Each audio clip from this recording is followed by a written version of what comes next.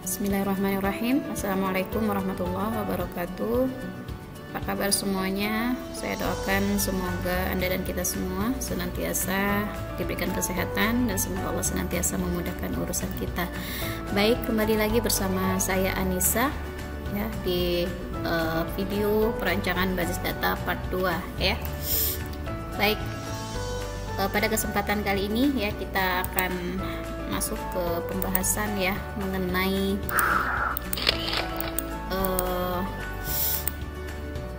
pengertian perancangan basis data ya. Kalau ini ada daftar pustaka yang pekan kemarin sudah disampaikan ya, ini ada daftar pustaka yang digunakan untuk menyusun materi perancangan basis data.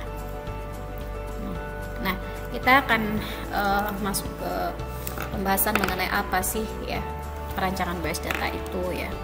Mungkin di semester pertama kemarin ya Anda sudah punya gambaran ya, karena memang mata kuliah perancangan basis data ini merupakan mata kuliah lanjutan ya dari mata kuliah pengantar basis data yang sudah Anda dapatkan di semester pertama kemarin, dan pastinya di semester pertama sudah punya apa sih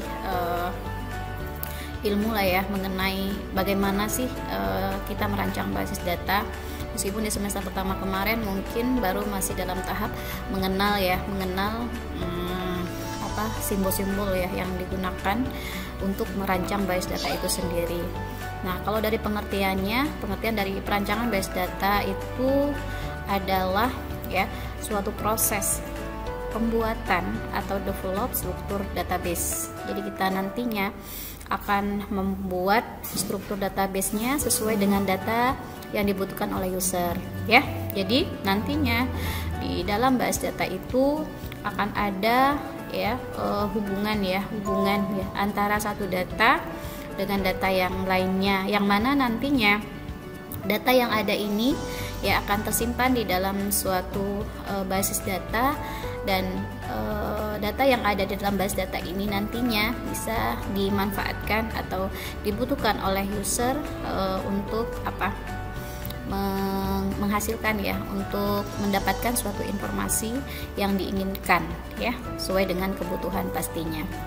Nah, kemudian kenapa sih kita harus merancang basis datanya itu gitu ya? Alasannya kenapa? Ya, yang pertama, sistem basis data telah menjadi bagian ya di dalam suatu sistem informasi suatu organisasi. Jadi pastinya ya suatu sistem informasi di dalam suatu organisasi ya yang sudah memanfaatkan sistem informasi pasti ada basis data ya di dalamnya ya, tidak bisa terpisahkan ya. Jadi basis data ini sudah menjadi bagian ya di dalam suatu sistem informasi yang harus benar-benar bisa kita rancang dengan baik ya, agar nantinya informasi yang dihasilkan ya itu bisa sesuai dengan kebutuhan dari suatu organisasi ya untuk pengambilan sebuah keputusan pastinya.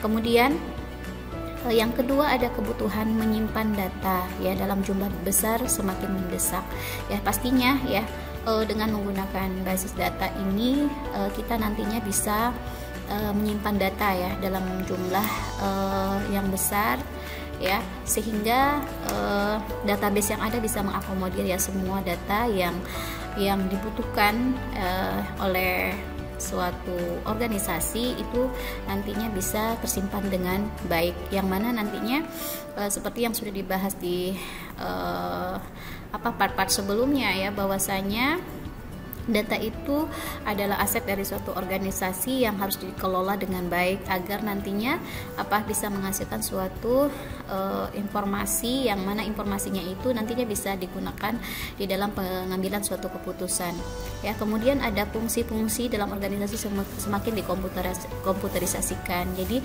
suatu sistem informasi yang sudah terkomputerisasi pastinya ya tadi sudah disampaikan ada basis data di dalamnya. Makanya di dalam suatu sistem konsep informasi tidak terlepas ya. Jadi suatu sistem informasi yang terkomputerisasi sudah pasti di dalamnya akan ada basis data ya untuk menampung data-data yang dibutuhkan ya dalam suatu sistem informasi. Nah, kemudian semakin kompleks data dan aplikasi yang digunakan, maka relationship antar data harus dimodelisasikan ya. Jadi nantinya ya di dalam base data itu sendiri akan kelihatan ya, sebelum kita merancang base data nantinya kita akan merancang bagaimana hubungan antara satu data ya dengan data yang lainnya, bagaimana relationshipnya gitu ya, relationshipnya antara satu data dengan data yang lainnya nantinya akan kita modelkan ya, seperti yang sudah kita pelajari sebelumnya, bahwasanya untuk memodelkan data ini nantinya kita bisa menggunakan model data entity relationship ya, dengan menggunakan entity relationship diagram. Dan nantinya kenapa kita merancang base data, dibutuhkannya kemandirian data, adanya kemandirian data ya. Kemudian selanjutnya adalah ada tujuan perancangan base data ya, seperti yang tadi sudah dibahas ya, di alasannya kenapa ya perancangan base data itu alasannya kenapa dirancang basis data, kemudian tujuannya apa, tentunya tadi ya untuk memenuhi kebutuhan konten informasi dari pengguna dan aplikasi-aplikasi tertentu ya. Setiap aplikasi pasti terkoneksi dengan basis data ya. Kemudian menyediakan struktur informasi yang alami dan mudah dipahami ya. Jadi nantinya kalau dirancang kan akan ketahuan ya bagaimana relationship ya, hubungan antara satu data dengan data yang lainnya, sehingga nantinya memang informasi yang dihasilkan itu adalah informasi yang memang benar-benar valid ya. Informasi yang benar, informasi yang valid dan tidak menyesatkan pastinya gitu ya. Nah, kemudian mendukung kebutuhan pemrosesan dan objektivitas kinerja ya, baik itu waktu responnya, waktu pemrosesannya maupun ruang penyimpanannya ya. Nah, kemudian pada saat kita ingin membangun base data ya, base data ini sama aja dengan database ya, proses pembangunannya itu seperti apa, akan ada dua tahapan sebenarnya yang bisa kita lewati ya pada saat kita ingin membangun base data. Yang pertama ada tahapan analisis dan perancangan ya, yang kedua adalah tahapan implementasi, dimana di dalam tahapan analisis dan perancangan ini ya nantinya kita akan melakukan pemetaan ya. Ada model yang nantinya akan kita buat ya dari dunia nyata ya, menggunakan notasi perancangan base data tertentu serta pembuatan deskripsi implementasi base datanya, di mana akan ada 3 tahapan ya yang bisa dilakukan. Yang pertama perancangan base data secara konsepnya seperti apa, kemudian secara logiknya seperti apa, kemudian baru perancangan data secara fisiknya itu seperti apa ya. Nah, kita akan masuk ke perancangan base data secara konsep atau conceptual database desainnya, yaitu nantinya kita akan membuat data modelnya ya. Data model yang digunakan pada sebuah organisasi atau perusahaan dan tidak bergantung pada seluruh aspek fisik base data, dimana kalau secara definisi tadi ya, pembuatan data model maksudnya apa sih? Data model itu sendiri, data model adalah sekumpulan konsep-konsep yang mendeskripsikan data di suatu organisasi, yang menggambarkan tadi bagaimana ya hubungan antara suatu data tersebut dan memberikan batasan-batasan atau constraint pada datanya ya. Jadi nanti bagaimana kita menggambarkan ya, bagaimana data itu digambarkan, hubungannya bagaimana antara satu data dengan data yang lain itu. Nah, kemudian di dalam perancangan base data secara konsep ini ada langkah pertama mungkin yang harus kita lakukan, yaitu kita akan menemukan dan menganalisis fakta ya. Fakta ini berupa data ya. Kalau kita berbicara penemuan dan analisis fakta, maka nantinya kita juga harus tahu ya identifikasi bagian organisasi mana yang akan didukung oleh aplikasi base datanya. Jadi yang mana sih yang nantinya akan menggunakan dukungan base data, itu bagian organisasi yang mana gitu ya. Jadi nanti dari bagian organisasi, misalkan kalau di kampus ini misalkan bagian BAK misalkan gitu ya, yang mau kita dukung dengan base data, maka harus kita identifikasikan dulu berarti ya, nantinya berarti bagian BAK, kemudian kita akan menemukan fakta-fakta ya yang terkait dengan sistem apa yang nantinya akan kita develop gitu ya. Kemudian kita juga mesti tahu nantinya yang nanti pemakai utamanya siapa gitu, siapa yang nantinya akan memakai ya basis data itu, pejabat siapa aja yang nantinya akan memanfaatkan basis data yang ada ya, apakah dia pejabat ataupun staf gitu ya. Kemudian kalau misalkan kita sudah tahu bagian organisasi mana yang akan didukung oleh basis datanya, kemudian kita tahu siapa yang nantinya akan menggunakan basis data itu, kita akan menemukan fakta ya, menggali ya atau menemukan fakta-fakta atau data yang terkait dengan bagian organisasi yang nantinya mau didukung ya, didukung oleh aplikasi basis data itu sendiri. Baru nanti dari fakta yang ada baru nanti akan dirangkum ya hasil penemuan faktanya. Ya. Jadi pastinya nanti di sini di langkah penemuan dan analisis fakta kita akan menganalisis data yang ada ya. Jadi habis ketemu datanya, faktanya kita lakukan analisis sehingga nantinya kita akan mendapatkan ya kebutuhan data ya, kemudian kebutuhan transaksinya itu seperti apa, kebutuhan sistem dari pemakai basis datanya itu atau dokumen spesifikasi kebutuhan pemakainya seperti apa. Ya. Kemudian yang kedua, pada saat kita ingin menemukan fakta sebenarnya ada beberapa hal ya, metode yang bisa kita gunakan untuk menemukan fakta itu sendiri ya, atau untuk mendapatkan informasi yang terkait dengan bagian organisasi yang mau kita develop ya, atau yang mau kita buatkan ya basis datanya itu ya. Jadi nantinya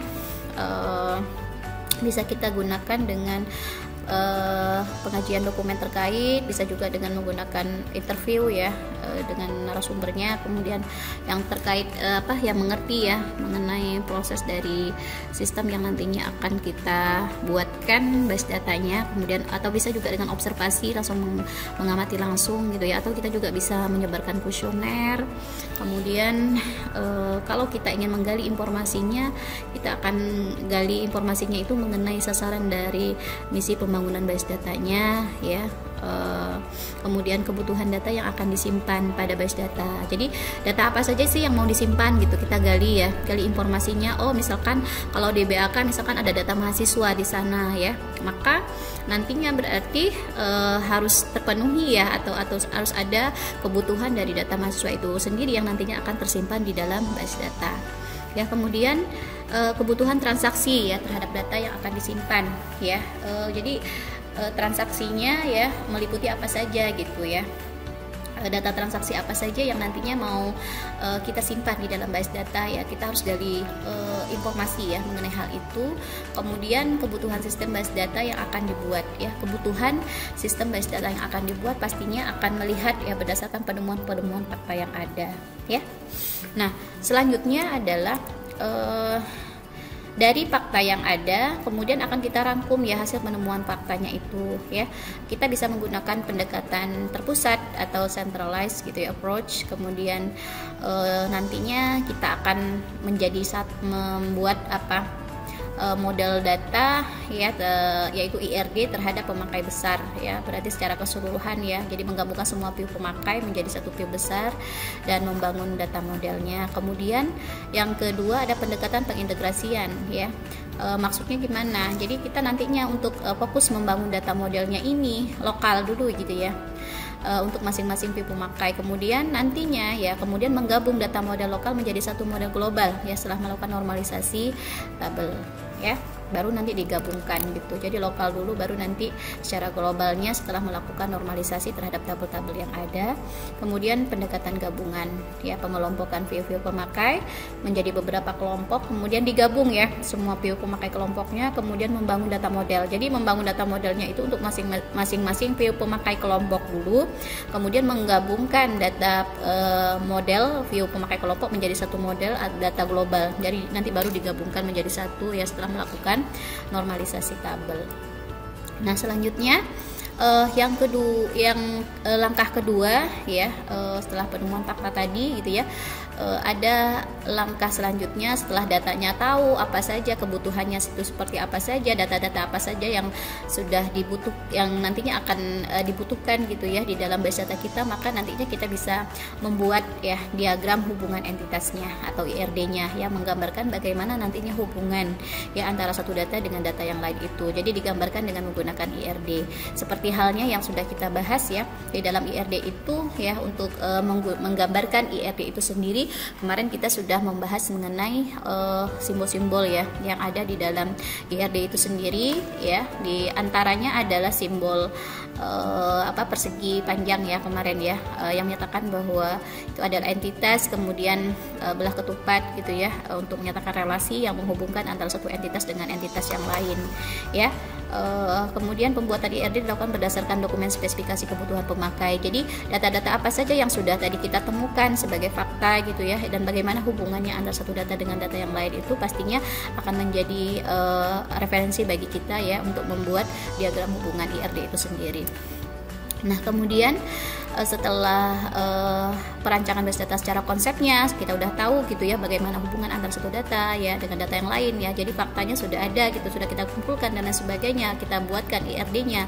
Nah, selanjutnya adalah kita akan melakukan perancangan base data secara logiknya gitu ya. Nanti ya di dalam tahapan ini sebenarnya kita sudah mendapatkan ya kira-kira dari IRD yang sudah kita petakan tadi, yang menggambarkan bagaimana hubungan antara satu data dengan data yang lain itu ke dalam suatu tabel. Jadi nanti akan ada tabel ya, akan ada tabel yang nantinya akan dihasilkan, di mana nantinya ya tabel-tabel itu ya berisi biasanya ya.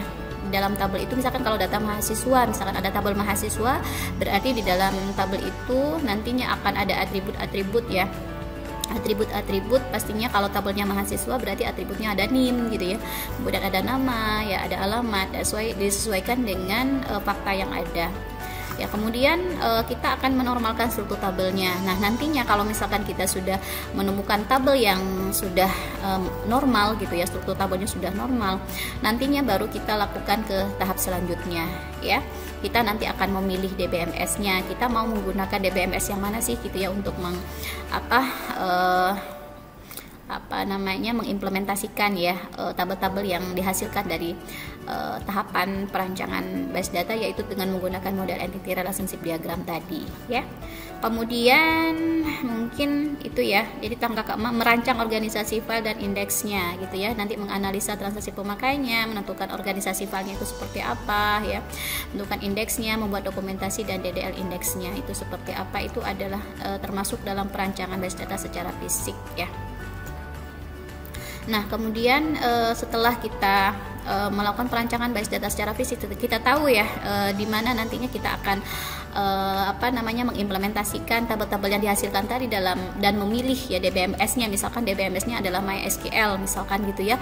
Maka nanti di dalam kita bisa langsung ya mengimplementasikan tabel-tabel yang dihasilkan tadi dengan DBMS yang sudah kita pilih tadi. Kemudian di dalam tahapan implementasi ini pastinya gitu ya, nantinya merupakan tahapan pembuatan base data pada DBS menggunakan program aplikasi klien DBMS. Kemudian ada tahap ujung mengimplementasikan DDL-nya, bagaimana kita meng-create ya, mendevelop ya, atau meng-create data definition language-nya ya, atau DDL-nya, meng-create table gitu ya, meng-create database-nya dan lain sebagainya, baik itu dengan menggunakan baris perintahnya atau baik itu menggunakan antarmuka grafis yang mungkin ini sudah pernah kita praktekkan ya di semester pertama kemarin.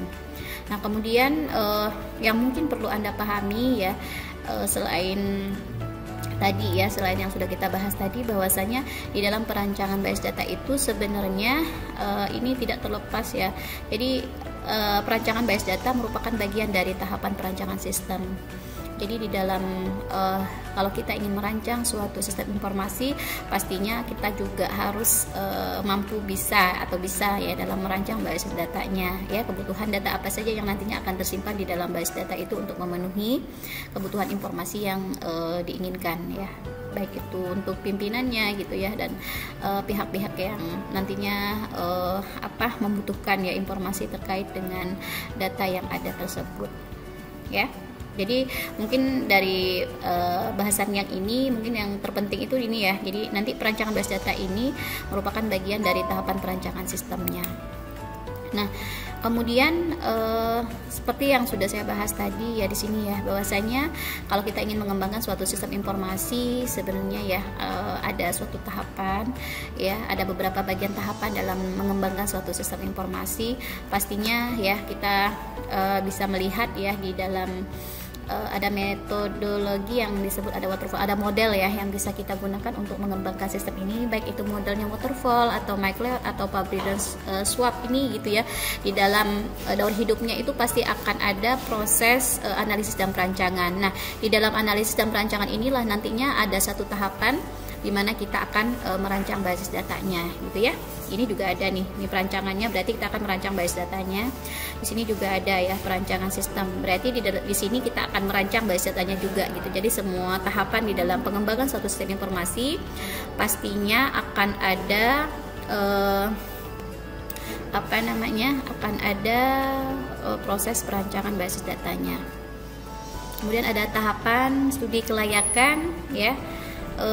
Di sini kita akan mengidentifikasi terhadap kebutuhan sistem baru ya, mulai dilakukan. Ini tahapan-tahapan di dalam pengembangan suatu sistem tadi ya, berdasarkan model yang ada. Nantinya kita akan mendevelop ya atau membuatkan sesuai dengan model yang nantinya akan kita gunakan. Ya, mungkin bisa dibaca sendiri nantinya berdasarkan model-model tadi ya, berdasarkan misalkan modelnya ada waterfall, berarti nanti urut-urutannya sesuai dengan tahapan yang ada di waterfall itu sendiri ya. Mungkin itu saja ya yang bisa saya sampaikan. Nah, mungkin yang terpenting ini terkait tahapan analisa sistemnya, ada tahapan perancangan sistemnya. Nah, mungkin yang di sini ya, jadi di sini ada perancangan basis datanya ya. Di dalam perancangan sistem itu akan ada perancangan basis datanya. Kita nanti di sisi sini ya, kita akan mencoba untuk merancang suatu basis data untuk suatu sistem informasi itu sendiri. Nah, kita implementasi, kalau sudah dirancang baru diimplementasikan tadi ya. Oke, mungkin cukup ya untuk pertemuan kali ini sampai di tahap implementasi ya. Nanti kita akan lanjutkan ke pembahasan selanjutnya di pekan depan. Terima kasih ya atas perhatiannya ya. Insya Allah kita ketemu lagi di pekan-pekan selanjutnya. Saya akhiri. Assalamualaikum warahmatullahi wabarakatuh.